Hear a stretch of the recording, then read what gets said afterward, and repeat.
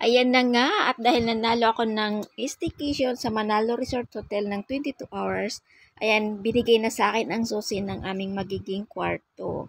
Kwarto de aircon yun, guys. Ayan. Ayan, tuwan-tuwa ako dyan. Nabulol pa nga ako dyan kaya na-off ko. So, ayan, sa wakas, nahawakan ko na ang susi ng aming magiging kwarto. Thank you so much, Manalo Resort Hotel. Thank you so much. Ayan, may stop na. Ayan, ilalagay sa ano namin, sa braso. Ayan na nga, dahil napakaaga namin, 7 AM pa lang yan. Wala pang katao-tao. Ayan, napakalinis ng swimming pool ng Manalo Resort Hotel. O, diba, ang linaw-linaw, oh. Sarap mag-swimming dyan. Malinis, malinaw ang tubig. Habang naglalakad papunta sa magiging kwarto namin, ayan, kinukuhanan ko ng video. Yan po yung pinakamalaking swimming pool dun. 300 square meters din, kiddie pool and may jacuzzi. Yan yung 50 square meters. Ayan, yan yung napakalawak. Ang Manalo Resort Hotel ay may 17 hectares. Ayan. Meron silang 12 na room hotel at saka mga 17 na mga cottages. Ayan. Ayan ang swimming pool na pambata. O, diba?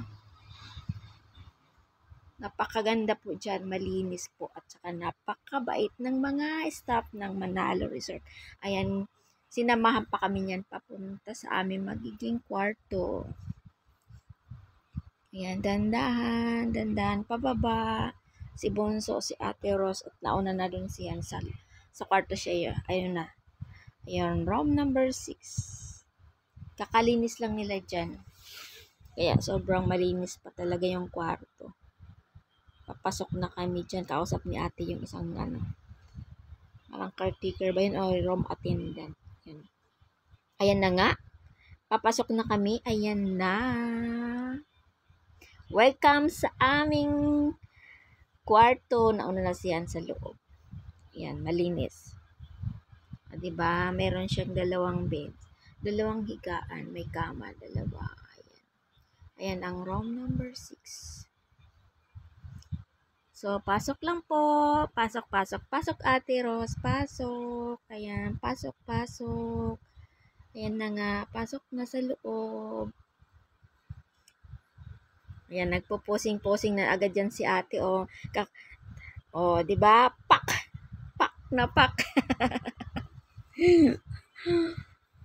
Ops. Pak na pak. Porma. Oops. Tapos pupunta siya dun sa sa may cortina. Ayan, tingnan mo, kakulay ng kanyang square pants yung halos kakulay niya ang square pants at saka yung cortina.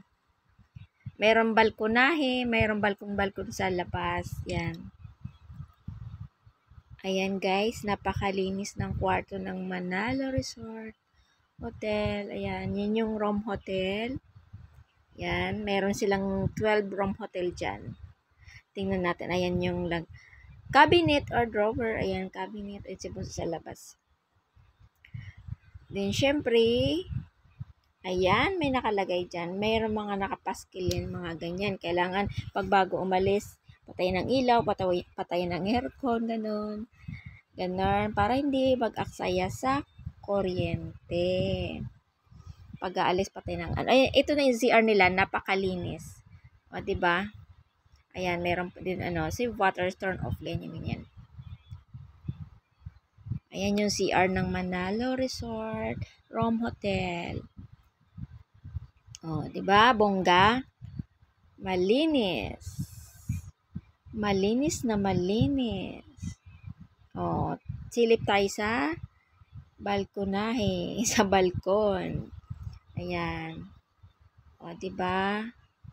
Presko ang hangin dyan, malamig. O, ayan, marami siyang mga puno. Ayan, lahat ng nakikita nyo, natatanaw nyo, pagmamayari namin lahat. Joke!